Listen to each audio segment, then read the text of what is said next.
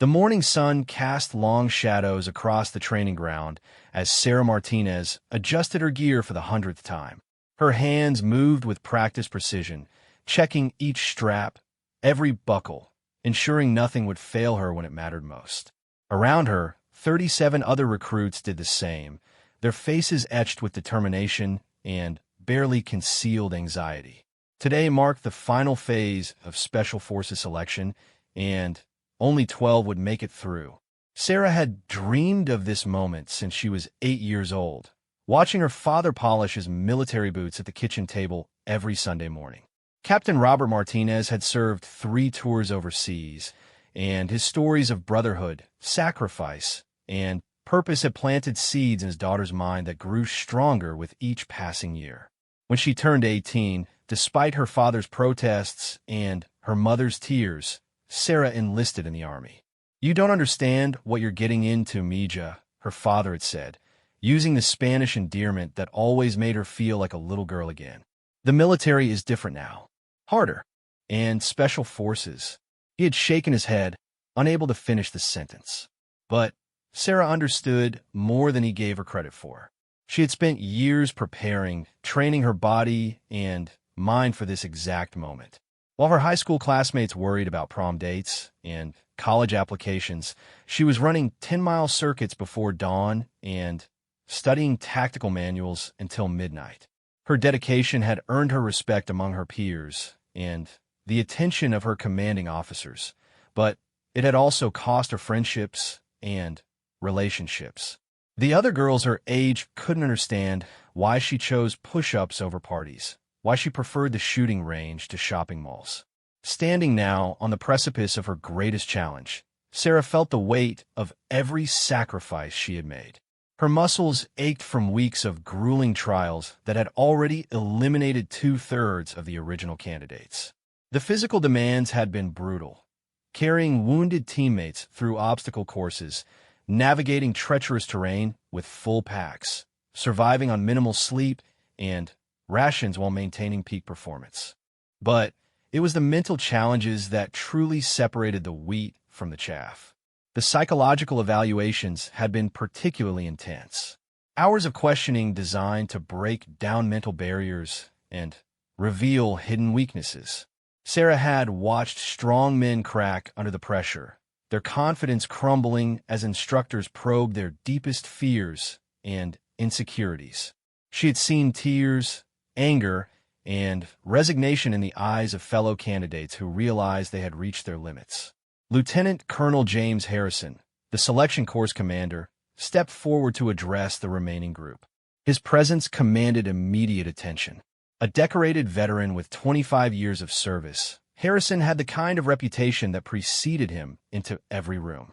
His weathered face bore the marks of countless missions in hostile territory, and his steady gaze seemed to see straight through to a person's soul. "Ladies and gentlemen," Harrison began, his voice carrying across the silent formation, "what you've accomplished to reach this point is remarkable. You've proven yourselves to be among the finest soldiers this nation has to offer. But understand this, the hardest part is yet to come." Sarah felt her heart rate increase as Harrison continued his briefing. The final exercise would be unlike anything they had faced before. It would test not just their individual capabilities, but their ability to function as a team under the most extreme circumstances imaginable. They would be dropped into a simulated combat zone, where every decision could mean the difference between mission success and catastrophic failure. "You'll be facing an enemy force that knows this terrain better than you do," Harrison explained, gesturing toward the dense forest that stretched beyond the training facility. "They're well-equipped, well-trained, and they have one significant advantage. They're expecting you." The scenario was deceptively simple on the surface. A high-value target had been captured and was being held in a fortified compound 12 miles through hostile territory. The candidates will be divided into 4 teams, each responsible for a different aspect of the rescue mission. Sarah's team would serve as the primary assault force, tasked with breaching the compound and extracting the target, while the other teams provided support, reconnaissance, and extraction coordination. What made the exercise particularly challenging was the unknown element. Harrison's instructors, playing the role of enemy forces, had been given broad latitude to adapt their tactics based on how the situation developed. There would be no predetermined outcomes, no scripted responses. The candidates would face genuine uncertainty, forced to make real-time decisions with incomplete information and limited resources. Sarah's team consisted of 9 members, each bringing unique skills to the operation. There was Marcus Thompson, a communications specialist whose calm demeanor had earned him the nickname Steady. Jennifer Walsh brought explosive ordnance expertise that would prove crucial if they encountered fortified positions. David Kim's medical training could mean the difference between life and death for wounded teammates.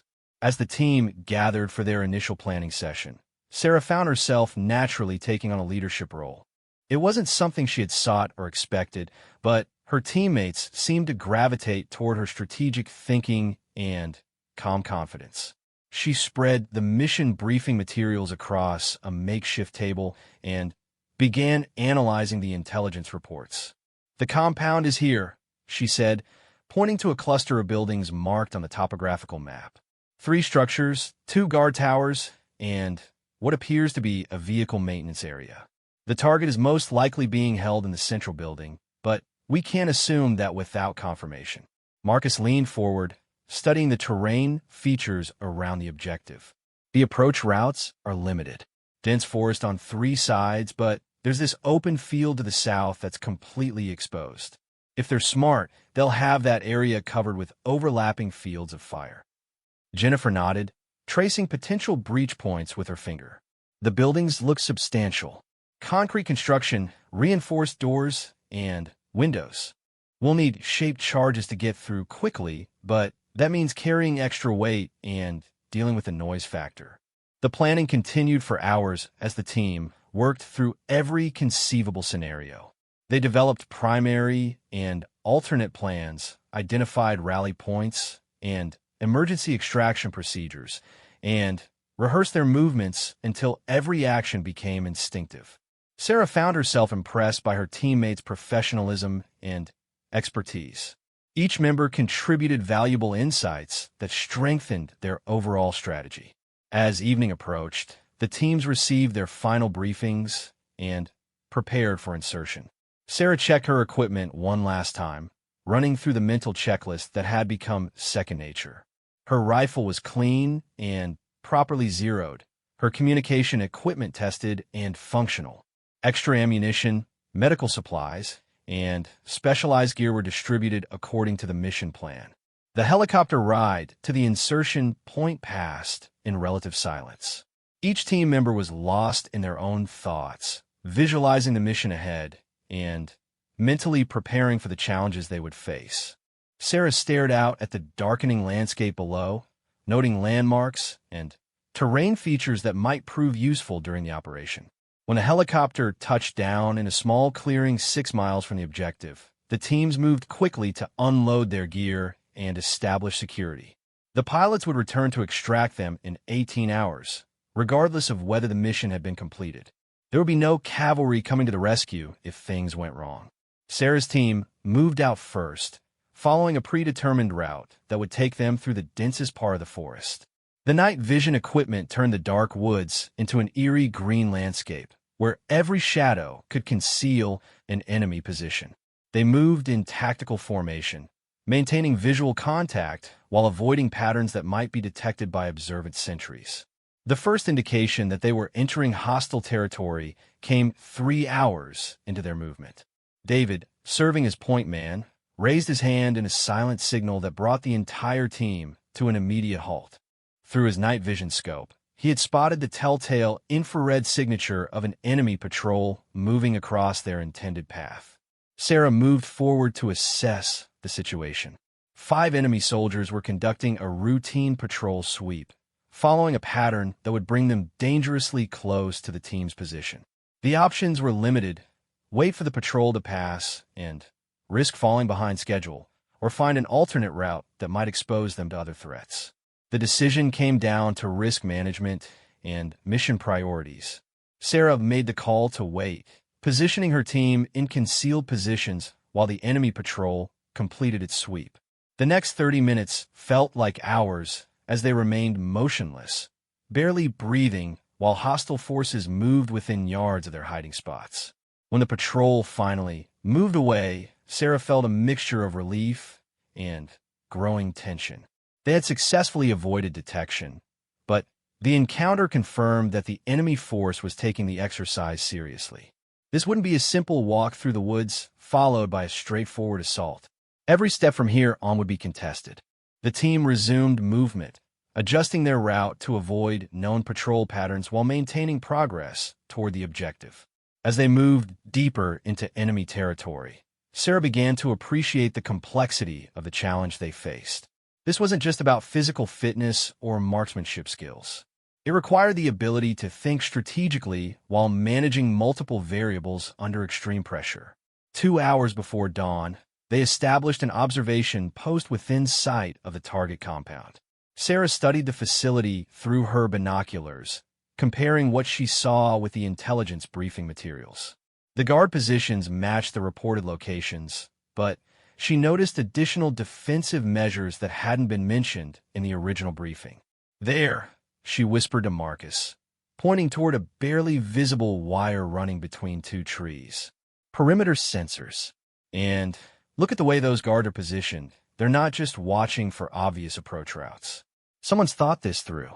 The realization that their opponents were well prepared added another layer of complexity to an already challenging mission. Sarah found herself revising their assault plan, accounting for defensive measures that could turn their carefully rehearsed approach into a deadly trap. As the first hints of dawn began to lighten the eastern horizon, Sarah made the decision to maintain observation until full daylight. The additional intelligence they could gather by watching the compound during shift changes and routine activities would be invaluable for planning their final assault. What she discovered during those morning hours changed everything. The enemy force wasn't just defending a static position. They were actively hunting the infiltrating teams. Patrols were being dispatched in coordinated sweeps designed to locate and eliminate the special forces candidates before they could reach the objective. Sarah realized that their greatest challenge wouldn't be breaching the compound or extracting the target. It would be staying alive long enough to attempt the mission.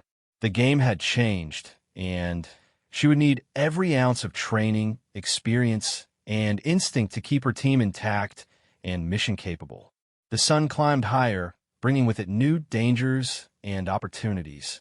Sarah's defining moment was approaching, though she didn't know it yet. In the hours to come, she would face decisions that would test everything she believed about leadership, sacrifice, and the true meaning of Special Forces service. As she watched the enemy compound through her binoculars, Sarah Martinez prepared to take a leap that would change not only her life, but the lives of every person who would serve alongside her in the years to come. The mission was about to begin in earnest, and there would be no turning back. The radio crackled softly in Sarah's ear as reports came in from the other teams. Team Alpha had encountered heavy resistance during their reconnaissance mission and was requesting immediate extraction. Team Bravo's communications specialist had been wounded during an ambush and was no longer mission capable. Team Charlie was pinned down in a valley 2 miles south of the objective, unable to provide the planned diversionary attack. Sarah felt the weight of command settling heavily on her shoulders as she processed the deteriorating tactical situation. What had been planned as a coordinated 4-team operation was rapidly becoming a solo mission. Her team remained the only unit capable of attempting the primary objective, but without support from the other elements, their chances of success had dropped dramatically. "Steady, what's our communication status with command?" she asked Marcus, using his call sign to maintain operational security even during training. Marcus adjusted his radio headset and checked the encryption settings before responding. "We've got solid comms with the operations center, but the other teams are either off the net or reporting mission-critical failures. Command is asking for our status and intentions." The question of intentions was more complicated than it appeared. Military doctrine provided clear guidelines for mission continuation under adverse conditions, but the final decision ultimately rested with the on-ground commander. In this case, that responsibility fell to Sarah, a fact that both excited and terrified her. She looked around at her 8 teammates, noting their expressions of concern mixed with determination. These were some of the finest soldiers she had ever worked with, and she knew they would follow her into hell if she asked them to. That knowledge only made her responsibility more profound. "Jennifer, what's your assessment of the target facility's defenses?" Sarah asked, shifting her focus to actionable intelligence. The explosives expert had been studying the compound through her spotting scope for the past hour, cataloging defensive positions and identifying potential breach points. Her analysis would be crucial for any assault plan. The good news is that the perimeter isn't as heavily fortified as it could be, Jennifer reported. The bad news is that they've got excellent fields of fire covering all the obvious approach routes. The guard towers are positioned to provide overlapping coverage, and I count at least 6 fighting positions that aren't visible from our current observation point. David Kim, monitoring the team's medical status and combat readiness, added his own concerns. "We're all running on about 4 hours of sleep in the past 36 hours. Physical conditioning is still good, but reaction times and decision-making capabilities are going to be degraded. If we're going to do this, we need to do it soon before fatigue becomes a major factor." Sarah nodded, understanding the medical implications of extended operations under stress. The human body could only maintain peak performance for so long before exhaustion began to compromise critical functions. They were approaching that threshold, and any delay would only make their situation worse. The sound of distant gunfire echoed across the valley, confirming that at least one of the other teams was still engaged with enemy forces. Sarah used her binoculars to scan the surrounding terrain, looking for signs of movement or activity that might indicate additional threats to her position. What she saw made her blood run cold.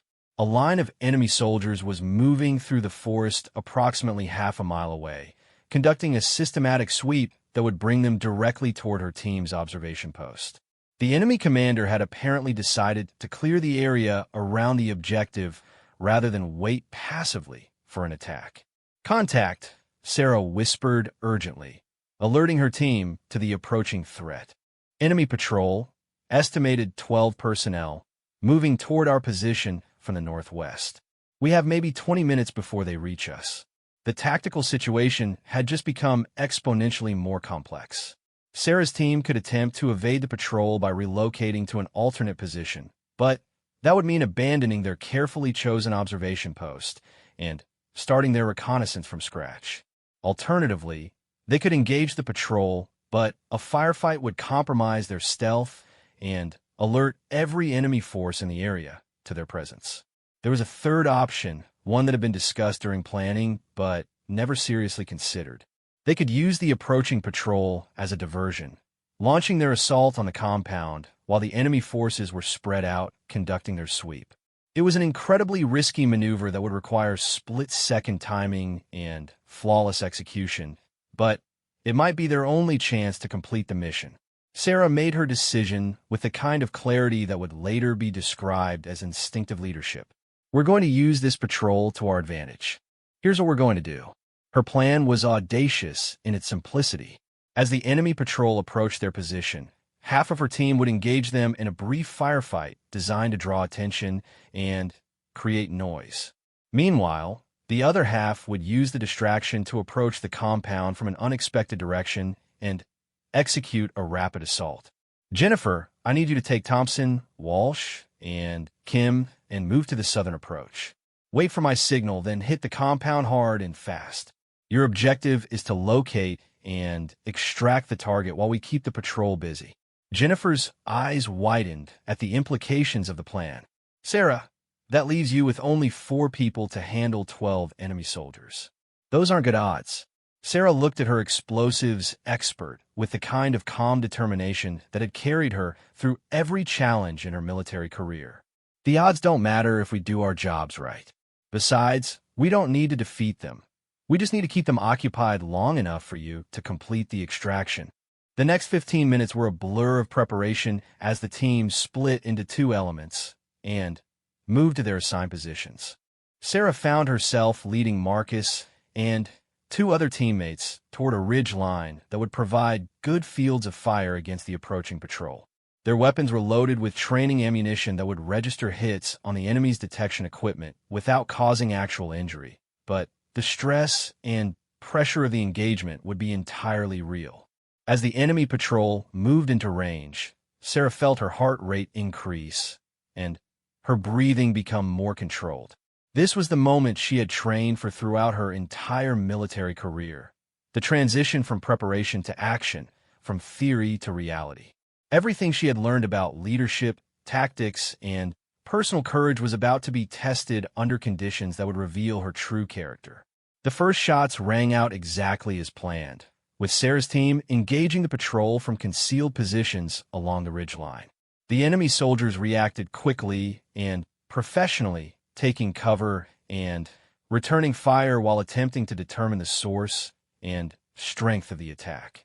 Radio chatter increased dramatically as the patrol leader called for reinforcements and reported contact with an unknown-sized hostile force.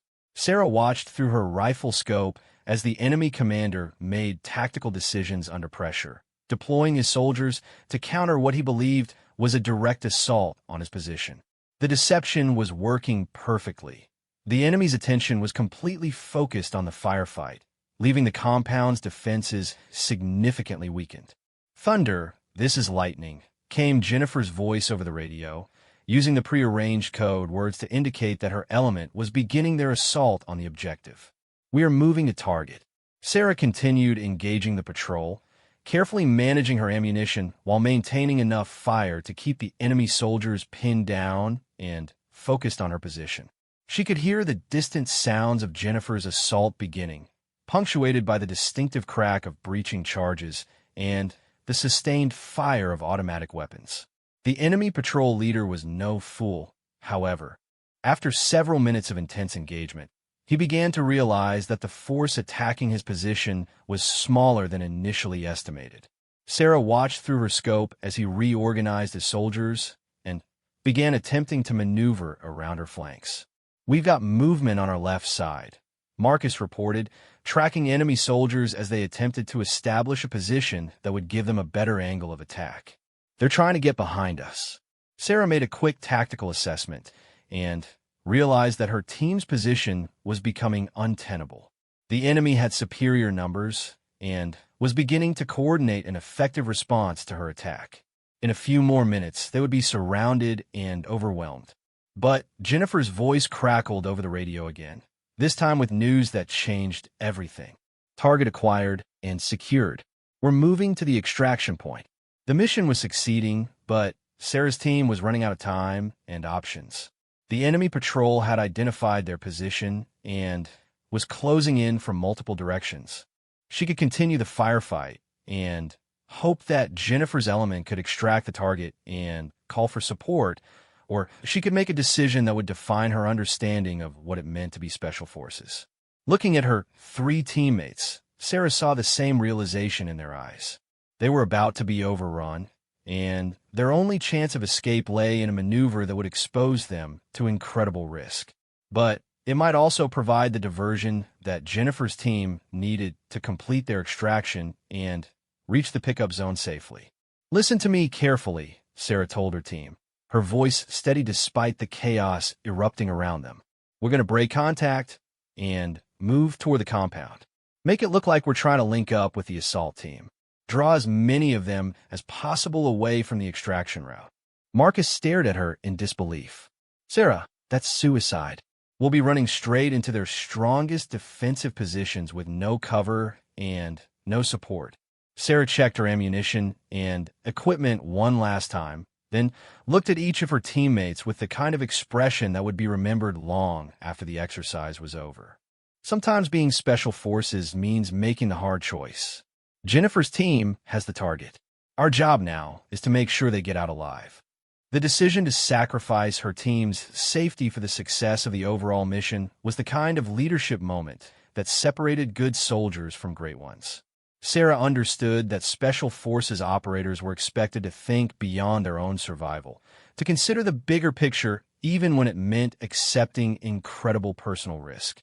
As enemy fire intensified around their position, Sarah prepared to lead her team on what would later be described as one of the most audacious tactical maneuvers ever attempted during a Special Forces selection exercise. She was about to discover what it truly meant to leap into enemy fire, and in doing so, she would define a new standard for what it meant to be Special Forces. The radio crackled one more time as Jennifer's team reported reaching the extraction zone. Sarah smiled grimly, knowing that their sacrifice was about to ensure mission success. She raised her rifle, signaled to her teammates, and prepared to make the leap that would change her life forever.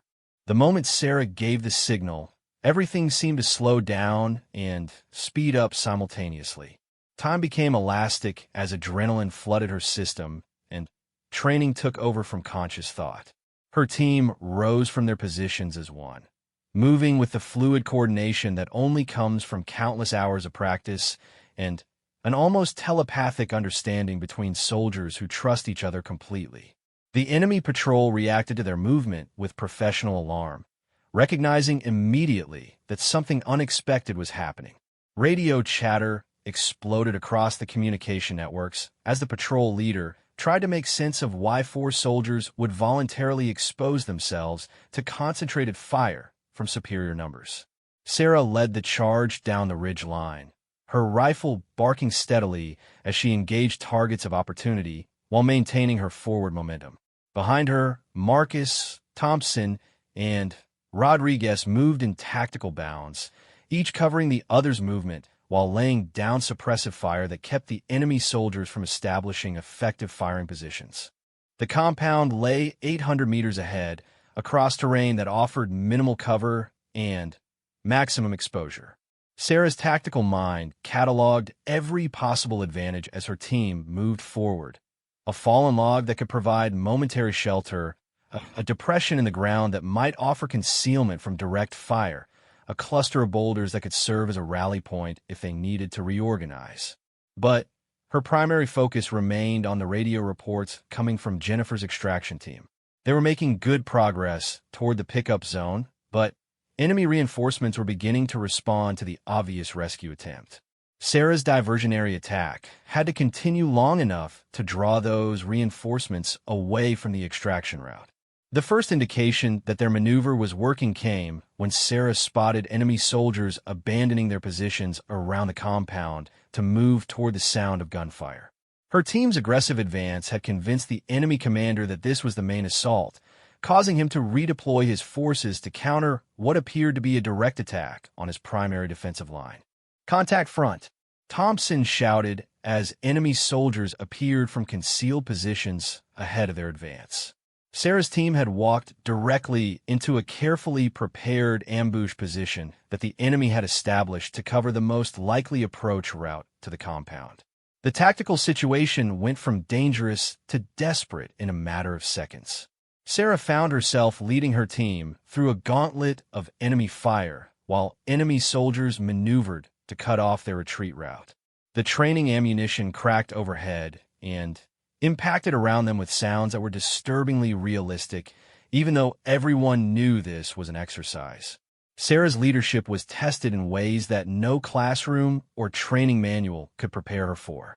She had to make split-second decisions while under fire, coordinate her team's movement, and fire while maintaining situational awareness of the larger tactical picture, and somehow keep her soldiers alive while accomplishing an objective that seemed increasingly impossible. "Sarah, we need to find cover," Marcus called out as enemy fire intensified around their position. "We're getting cut to pieces out here." But Sarah had spotted something that changed her entire tactical assessment. Through the chaos of the firefight, she could see enemy soldiers abandoning their positions around the compound's perimeter, moving to reinforce the units engaging her team. The diversion was working better than she had dared hope, but it also presented an unexpected opportunity. "Jennifer, this is Sarah," she called over the radio, having to shout to be heard over the sounds of combat. "The compound's perimeter security has been reduced. You've got a window if you can get back there." The response came back immediately. "Negative. We're already committed to the extraction route. Besides, the target is wounded and needs immediate medical attention. Sarah processed this information while simultaneously directing her team's fire and movement. Jennifer's team had successfully extracted the target, but their mission wasn't complete until they reached the pickup zone and got the rescued individual to safety. The wounded status of the target meant they would be moving slowly and would need maximum protection from pursuing enemy forces. The sound of helicopters approaching in the distance indicated that extraction was imminent, but Sarah realized that her team's position had become the focal point for every enemy unit in the area.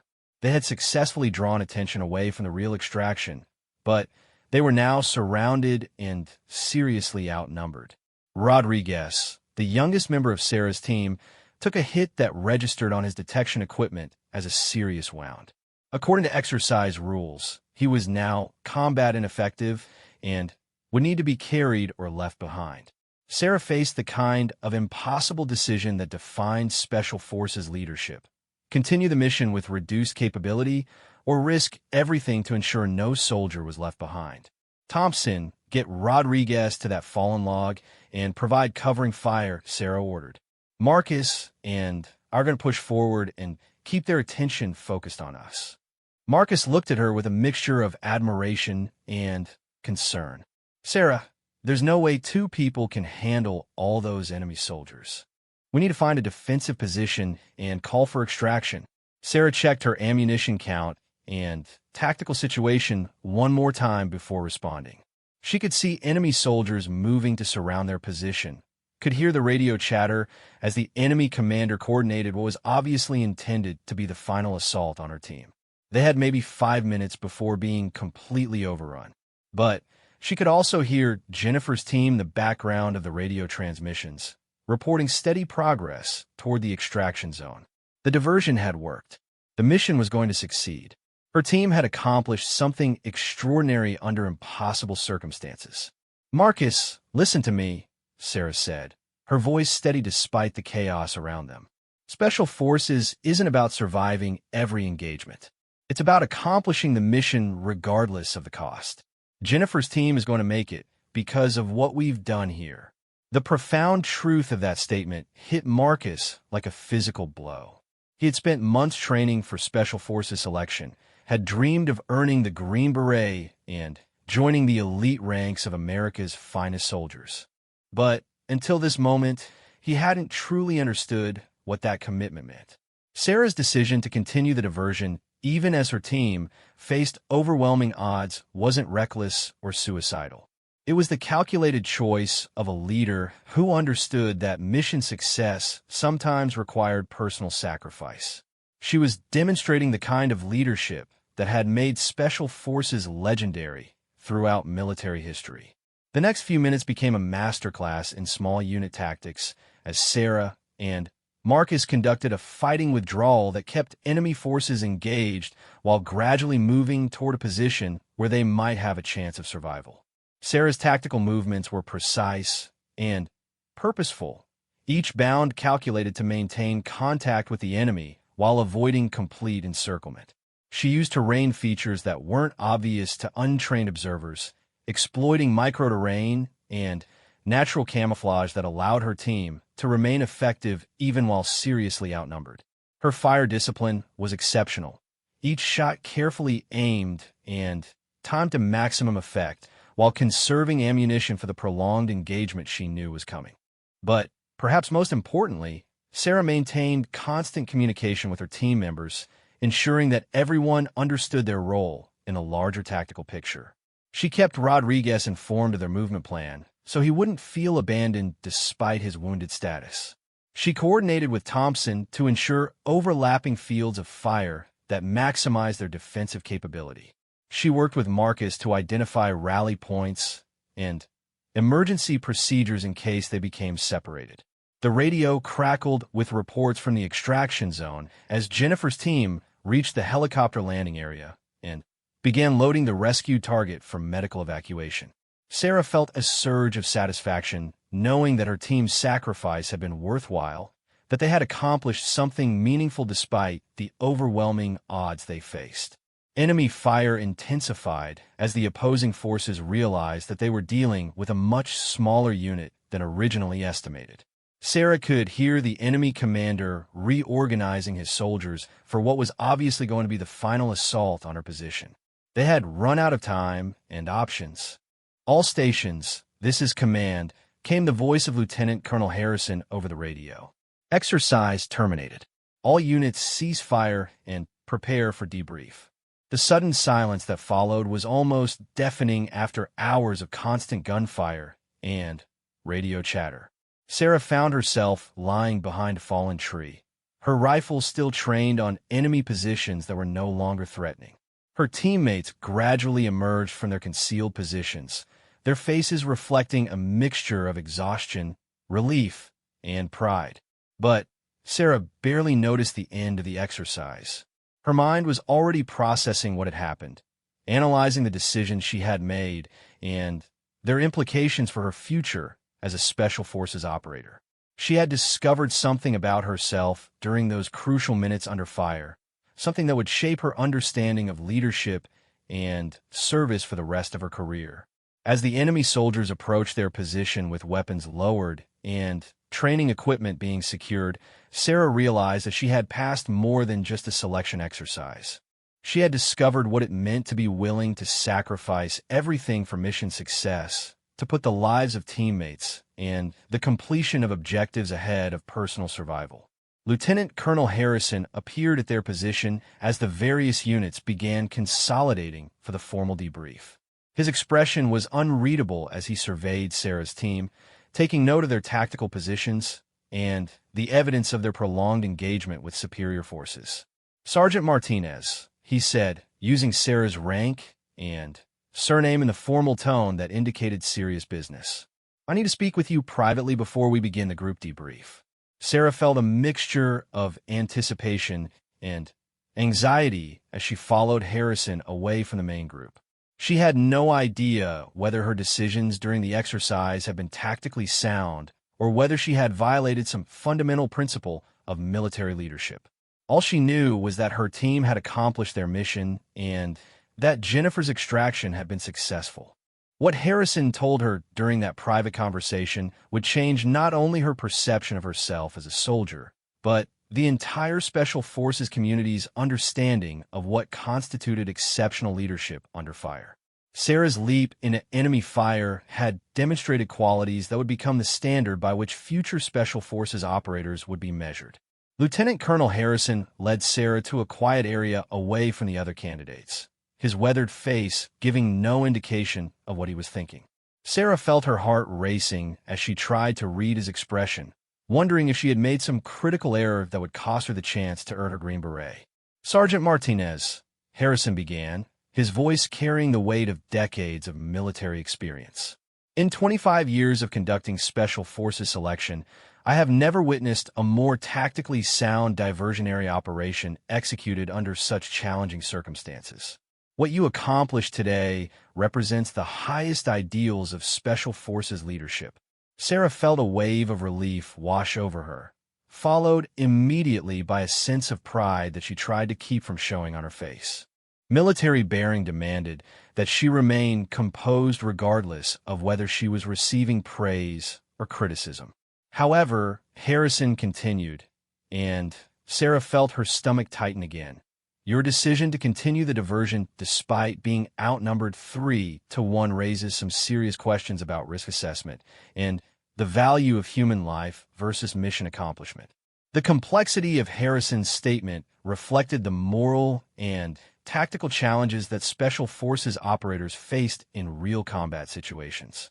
Sarah understood that he wasn't questioning her courage or commitment, but rather exploring the ethical framework that had guided her decision-making under extreme pressure.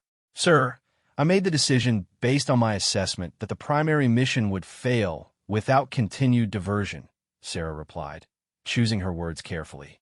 The extraction team needed time to reach the pickup zone, and the enemy forces were beginning to reorient toward their location. Harrison nodded slowly, his expression thoughtful. "And you were willing to sacrifice your team to ensure mission success?" The question cut to the heart of Special Forces philosophy and the moral calculus that defined elite military operations.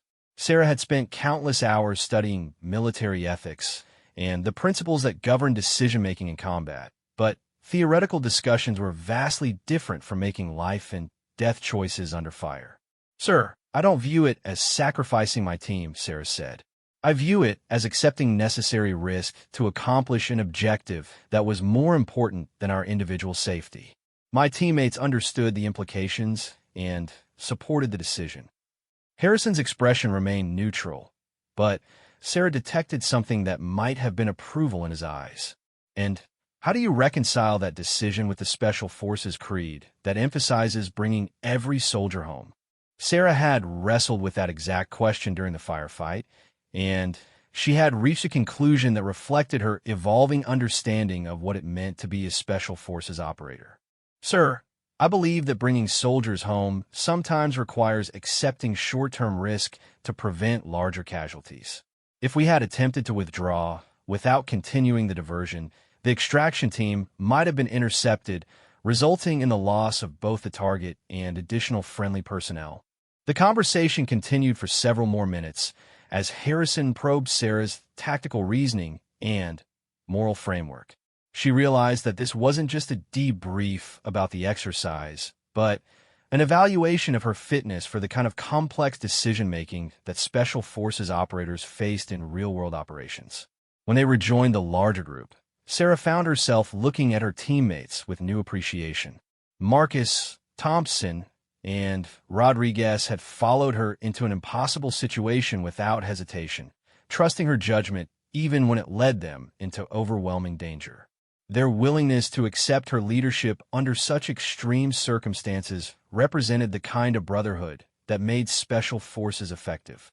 The formal debrief began with Harrison addressing the entire group of remaining candidates. Sarah noticed that several faces were missing from the formation, indicating that some candidates had been eliminated during the exercise. The selection process continued right up until the final moment, and not everyone who started the day would finish it. "Ladies and gentlemen," Harrison began, "what you have accomplished during this selection process represents the highest standards of military excellence. You have demonstrated physical courage, mental toughness, and tactical proficiency under conditions that would break most soldiers." Sarah felt a sense of anticipation building as Harrison continued his remarks. She had invested years of her life preparing for this moment, and the possibility of finally achieving her goal seemed almost too good to believe. "However," Harrison continued, "earning the Green Beret is not the end of your journey. It's the beginning.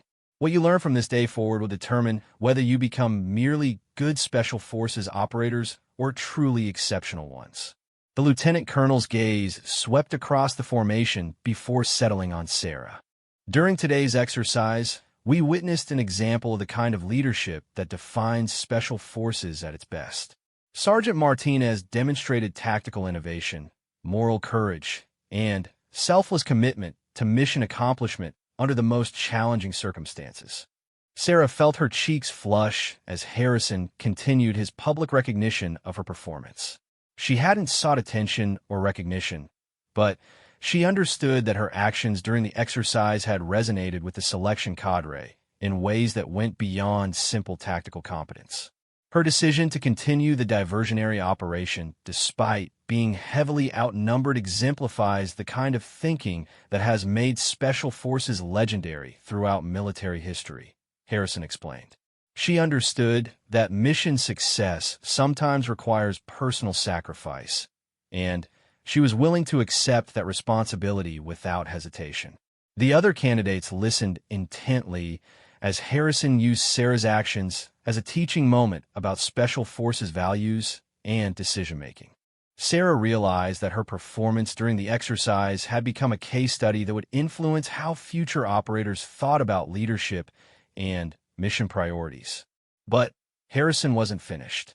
What made Sergeant Martinez's leadership truly exceptional was not just her tactical competence, but her ability to inspire her teammates to follow her into an impossible situation. She demonstrated the kind of moral authority that causes soldiers to trust their leader's judgment, even when they can't fully understand the larger strategic picture. Sarah thought about her teammates and the trust they had shown in her leadership.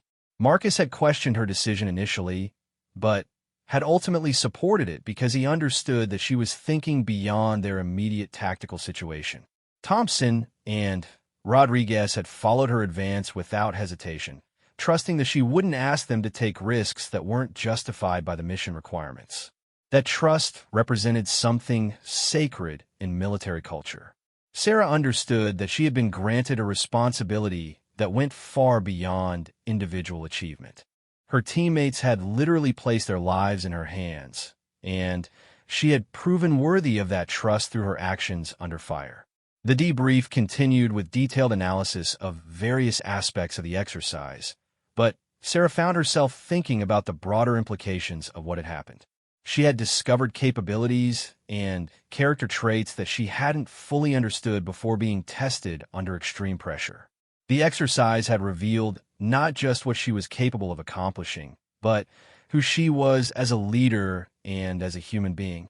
When Harrison finally announced the candidates who had successfully completed Special Forces selection, Sarah felt a mixture of elation and humility. She had achieved the goal that had driven her for years, but she also understood that she was just beginning to understand what it meant to be Special Forces. The Green Beret ceremony would come later, along with advanced training and eventual assignment to an operational unit. But Sarah knew that the most important lesson had already been learned during those crucial minutes when she chose to lead her team into enemy fire rather than seek safety through withdrawal. She had learned that being Special Forces wasn't about individual heroics or personal achievement. It was about accepting responsibility for outcomes that were larger than any single person, about making decisions that prioritized mission accomplishment over personal safety, and about inspiring others to perform beyond their perceived limitations. As the newly selected Special Forces operators gathered for photographs and congratulations, Sarah found herself thinking about the path that had brought her to this moment. Every sacrifice, every hour of training, every moment of doubt had led to this achievement. But more importantly, they had led to her discovery of what it truly meant to be a soldier. Marcus approached her as the formal ceremonies concluded, his expression reflecting respect and something approaching awe. "Sarah, I want you to know that following you into that firefight was the proudest moment of my military career. You showed us what it means to be Special Forces." Sarah looked at her teammate and friend, understanding that their shared experience had created a bond that would last throughout their careers. They had discovered together what it meant to accept responsibility for outcomes that were larger than themselves, and that knowledge would shape everything they did as Special Forces operators. But Sarah also knew that her defining moment hadn't been completing the selection exercise or earning recognition from Lieutenant Colonel Harrison. It had been a moment when she chose to continue the diversion despite overwhelming odds, accepting personal risk to ensure mission success. That choice had revealed something essential about her character and her understanding of service. She had learned that true leadership sometimes required making decisions that others might question, taking risks that others might avoid, and accepting responsibilities that others might refuse. As she looked ahead to her future as a Special Forces operator, Sarah understood that she would face many more moments when she would have to choose between personal safety and mission accomplishment. The selection exercise had prepared her for those challenges by teaching her what she was truly capable of when everything was on the line. Her leap into enemy fire had been more than just a tactical maneuver. It had been a declaration of who she was as a leader and what she stood for as a soldier. And that declaration would guide her through every challenge she would face in the years to come. 3 years later, Captain Sarah Martinez stood in the briefing room of a forward operating base in Afghanistan, looking at a map that showed terrain remarkably similar to the training ground where she had earned her Green Beret. The mission ahead of her was no exercise, and the consequences of failure would be measured in real lives rather than training scores. Her Special Forces A-team consisted of 12 operators, each a specialist in their field, and each someone she had trained with extensively since completing the qualification course. They had conducted 17 successful missions together, building the kind of trust and tactical proficiency that made Special Forces teams legendary throughout the military. But this mission was different. Intelligence reports indicated that a high-value terrorist target was being held in a compound that was defended by experienced fighters who knew the terrain intimately and had access to sophisticated weaponry. The tactical situation bore an uncomfortable resemblance to the selection exercise that had defined her understanding of leadership, but the stakes were infinitely higher. The target is a CIA operative who was captured during a reconnaissance mission 3 days ago, explained Major Rodriguez, the operations officer who was briefing Sarah's team. Intelligence indicates that he's being held here. He pointed to a cluster of buildings on the digital map, but his captors are planning to move him to a more secure location within the next 12 hours. Sarah studied the intelligence briefing materials with the analytical mind that had been sharpened by years of training and operational experience. The compound was larger and more heavily defended than the one she had faced during selection, but the basic tactical challenges were similar. Multiple approach routes, overlapping fields of fire, and an enemy force that had every advantage except surprise. "What support assets do we have available?" asked Sergeant First Class Marcus Thompson, who had become Sarah's senior non-commissioned officer after they were both assigned to the same operational unit.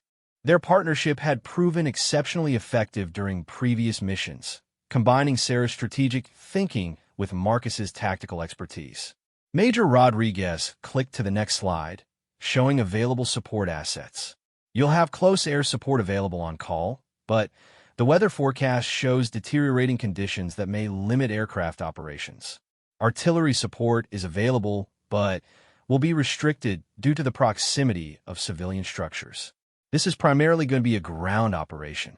Sarah felt the familiar tightening in her stomach that came with the realization that her team would be operating with minimal support in hostile territory. The mission parameters were similar to what she had faced during selection, but the margin for error was much smaller. There would be no exercise controllers to call a halt if things went wrong, no medical teams standing by to treat training injuries. The briefing continued with detailed intelligence about enemy capabilities, civilian presence in the target area, and extraction procedures for various contingencies. Sarah found herself mentally cataloging every piece of information that might affect her tactical decision-making, building the kind of comprehensive situational awareness that had become second nature during her years as a Special Forces operator. When the formal briefing concluded, Sarah gathered her team for their own planning session. These 12 soldiers represented the finest special operations personnel in the world, each capable of independent thought and tactical innovation while working seamlessly as part of a larger team. "Gentlemen," Sarah began, using the traditional address, even though her team included 2 female operators who had joined Special Forces after the gender restrictions were lifted. "We're looking at a situation that requires us to execute a precision operation under adverse conditions with minimal support. Success is going to depend on our ability to think creatively and adapt to changing circumstances." The planning session continued for hours as the team worked through every conceivable scenario and contingency. Sarah found herself drawing on lessons learned during her selection exercise, particularly the importance of maintaining tactical flexibility when facing an adaptive enemy. Staff Sergeant Jennifer Walsh, who had been part of the extraction team during Sarah's selection exercise, raised an important point about enemy capabilities. The intelligence reports indicate that these fighters have experience engaging Special Forces teams. They're going to be prepared for our standard tactical approaches. Sarah nodded, understanding the implications of facing an enemy that had studied American special operations tactics and developed countermeasures. "That means we need to do something they won't expect, something that goes against conventional tactical doctrine." As the team continued their planning, Sarah found herself thinking about the decision she had made during selection to continue the diversionary attack despite overwhelming odds. That choice had been based on her understanding that mission success sometimes required accepting risks that others might consider unacceptable. The parallels to her current situation were unmistakable. A conventional approach to the target compound would likely result in failure due to the enemy's defensive preparations and tactical advantages. Success would require the kind of bold tactical innovation that had characterized her performance during selection. "I have an idea," Sarah said, looking at her team with the same expression she had worn when explaining her diversionary plan 3 years earlier. "It's going to require us to take some significant risks, but I think it gives us the best chance of mission success." Her plan was characteristically audacious. Rather than attempting a conventional assault on the compound, her team would split into 3 elements and conduct simultaneous operations designed to overwhelm the enemy's ability to respond effectively. One element would create a diversion similar to the one she had led during selection, while the other 2 elements approached the target from unexpected directions. "Sarah, this plan requires us to spread our forces across a wide area with limited mutual support," Marcus observed. "If any one element gets into trouble, the others might not be able to provide assistance." Sarah looked at her senior NCO with the same calm confidence she had shown during selection. "Marcus, remember what we learned during the exercise that earned us our berets. Sometimes, accomplishing the mission requires accepting risks that conventional doctrine would reject. The question isn't whether the plan is risky. It's whether the risks are justified by the importance of the objective." The team continued refining the plan through the night, working through every detail until each operator understood their role and responsibilities. Sarah felt the same sense of anticipation she had experienced before the selection exercise, the knowledge that she was about to test herself and her team under the most challenging circumstances imaginable. When dawn came, Sarah's team moved out toward their objective with the confident professionalism that characterized elite military units. Their equipment had been checked and rechecked, their communications tested, and their tactical rehearsals completed. Everything that training and preparation could provide had been done. But as they approached the target area, Sarah understood that success would ultimately depend on the same qualities that had carried her through selection: tactical innovation, moral courage, and the willingness to accept responsibility for outcomes that were larger than any individual. The compound appeared ahead of them, looking remarkably similar to the one she had faced during her defining exercise. But this time, the stakes were real, and there would be no second chances if her decisions proved wrong. As Sarah positioned her team for the assault, she thought about the journey that had brought her to this moment. Every challenge she had faced, every lesson she had learned, every moment of doubt she had overcome had prepared her for this operation. She had discovered during selection what it meant to be special forces, and now she was about to prove that discovery in the ultimate test of combat. The radio crackled softly as her team elements reported their readiness. Sarah felt the familiar calm that came with the transition from preparation to action, the moment when all uncertainty resolved into clarity of purpose. "All elements. This is Sarah," she transmitted, using her first name rather than her call sign to emphasize the personal nature of what they were about to attempt. "Remember why we do this. Remember who we are. Execute." The assault began with the same precision and coordination that had characterized her actions during selection, but now the consequences were measured in real lives rather than training scores. Sarah led her element forward with the same determination that had carried her through that defining leap into enemy fire 3 years earlier. As the sounds of combat erupted around the compound, Sarah understood that she was once again defining what it meant to be special forces. Her leap into enemy fire during selection had been preparation for this moment, when her decisions would determine whether an American operative lived or died. The mission ahead would test everything she had learned about leadership, courage, and sacrifice. But Sarah Martinez was ready for that test because she had already discovered what it truly meant to be special forces. Her defining moment during selection had been preparation for all the defining moments that would follow throughout her career. And as she led her team into combat against an enemy that was prepared and waiting for them, Sarah carried with her the knowledge that being special forces meant accepting responsibility for outcomes that were larger than any individual making decisions that others might question, and leading soldiers into situations where courage and competence were the only things standing between mission success and catastrophic failure. Her leap into enemy fire 3 years ago had prepared her for this leap and for all the leaps that would follow in service to her country and her teammates. She had defined what it meant to be special forces through her actions, and now she would prove that definition in the crucible of combat.